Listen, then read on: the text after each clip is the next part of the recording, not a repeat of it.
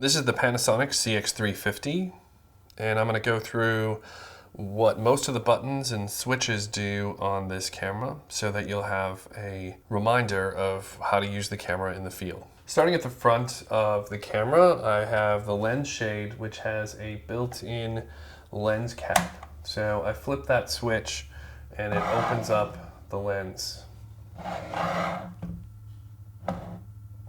Next up, we have three rings, the focus, zoom, and iris rings. So I can use the focus, the zoom, and the iris separately. They're using different wheels. Next up, we have the switch for neutral density filter. So this switch here, from clear at the bottom, 1/4, 1/16, and 1/64. So what those do is knock down or cut the light so that my exposure can be correct. They have no effect on the color. So if I'm having trouble controlling my exposure, I might try first 1/4 ND.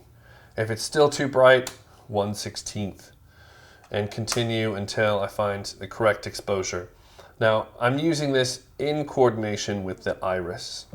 The Focus Assist button allows the screen to do a digital zoom, which will enhance the picture to make it easier to focus. It does not record the image the way that it shows you when Focus Assist is turned on. Now focus, I have automatic, manual, and then if I push down, it pushes to infinity. Infinity would be the farthest distance the lens can see, and so if I wanted to focus far away, I could quickly push that down.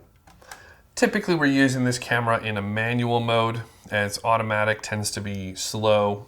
If I do want to see where my autofocus is, there's a button that has some bumps on it so that you can easily find it when you're operating this camera.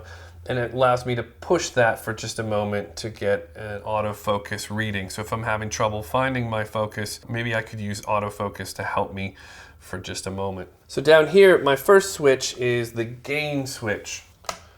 Gain low, which is probably where most likely I want to be most of the time. The gain will adjust the exposure electronically, so it's boosting up the signal. And the side effect of that is that it's going to make your image more noisy. So white balance is the next switch down here. And so I have an A and a B and a preset. Preset allows you to use one of the preset configurations for white balance, typically 3200 for tungsten and 5600 for daylight balance, but I believe on this particular Panasonic I could also go into the menu and customize that, so I could have a preset value of say 4300 degrees Kelvin. Now A and B allow me to switch or customize a white balance, as we'll probably do in class at some point. And so that allows me to use or create a custom white balance based on the situation that I'm filming, the conditions and lighting and color that I'm filming under. If I use preset A and B, I'm setting my own white balance for a particular situation. If I use the preset, I'm setting it to a pre-calculated value that's in the menu system. It may be 3200, it may be 5600, or some other value that I've entered in the menu.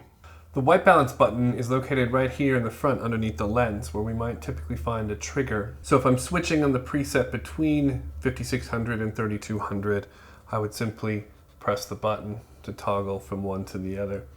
If I'm setting a custom white balance for preset A and B, I would press and hold that until the menu screen tells you that a white balance has been achieved. Further down the way, I have a button for shutter, and this will allow me to change the shutter speed. So that's the moment that I'm photographing each one of these frames. If I have it set to a default setting, that would be according to the filming speed that I'm using. And so typically that would be 1/48th of a second. Sometimes we round to 1/50th of a second. So shutter should be usually left to default. But if you're in particular situations or have an effect in mind, that would be what that's for. Now, one way to access the menu is down here in this set of buttons and wheel.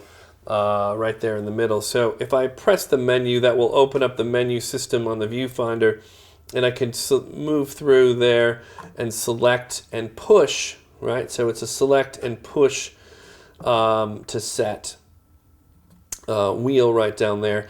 And so if I want to change the white balance setting, if I want to go in and change some other parameters to filming, I could use that button and wheel.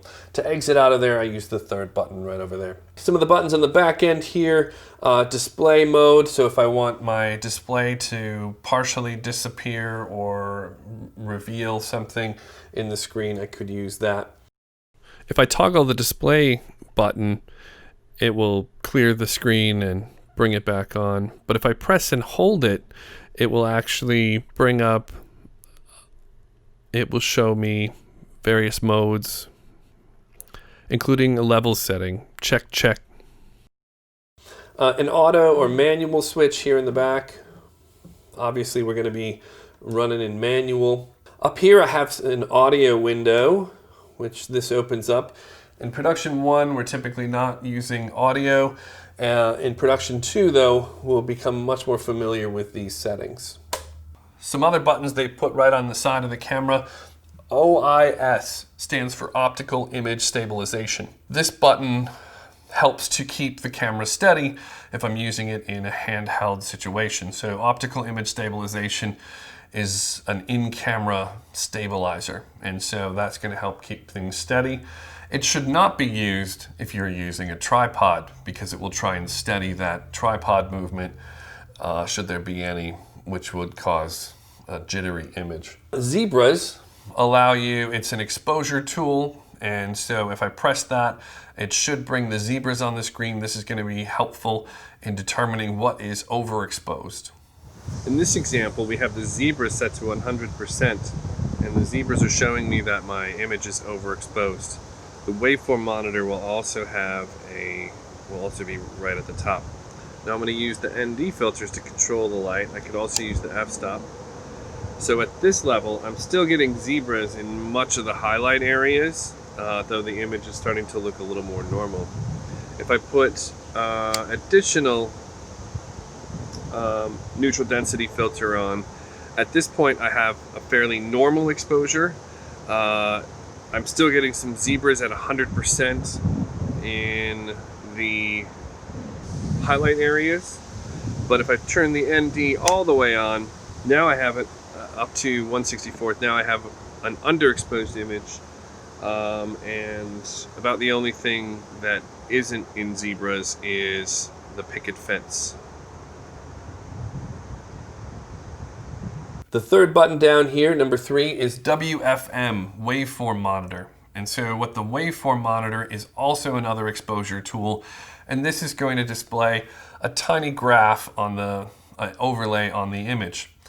Waveform Monitor, when I press that, is going to reveal a small thumbnail-sized graphic or overlay on the image, telling me or indicating what the exposure is for that image. And so this is a helpful tool to determine not only overexposure, but also underexposure. The waveform monitor here is this tiny thumbnail that's showing me a graph of my whole screen, right? So this little thumbnail represents the whole image, and the areas that are exposed, right? So the white ghosty looking area there, as I pan the camera across, we see that those are going to move.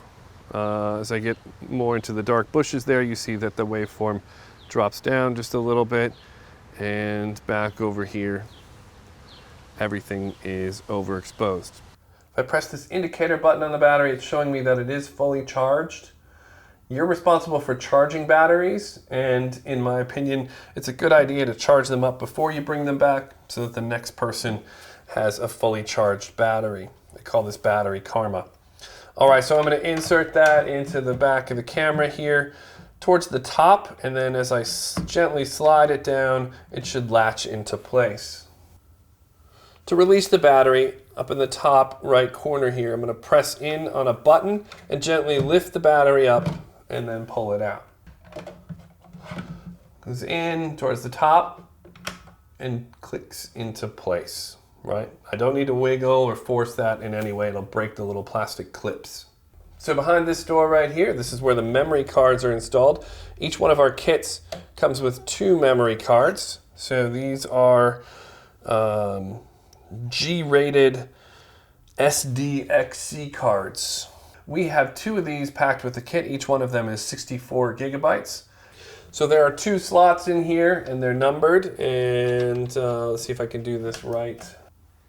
Memory card inserted. Now you want to make sure and format that card before you begin using it, just in case somebody else has left some material on there.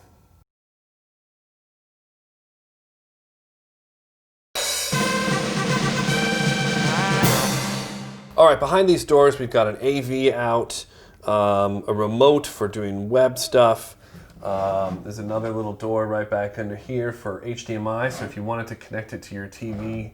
There's some SDI and time code outs over there, as well as an audio input. So on the handle trigger, this red button right here, this is what's gonna begin filming and end filming. To turn the camera on, I'm gonna actually flip that lever down, and that's gonna turn the camera on and boot up the system. I've got a record check and an iris button, as well as the rocker to control the zoom. So with the screen flipped out, I can see that image. If I flip it towards you, it is a touch screen, so I can control some of the menus through that. Normally I would have it facing towards the operator, but it is possible to flip it around so you can see what you're doing. If I want to flip it all the way around and back again so that it lays flat, but with the display open, it does do that, but it does stop at that point. And it stops at that point. To change the recording format of the camera, I would go to the menu, down to System, and select Record Format.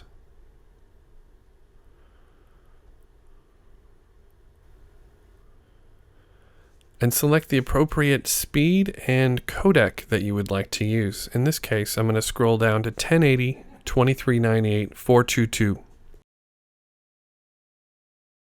To change the recording format to 4K, I'm going to go to System, Record Format. To choose the highest quality image, I'm going to choose 2160, 23.98, 422, all I.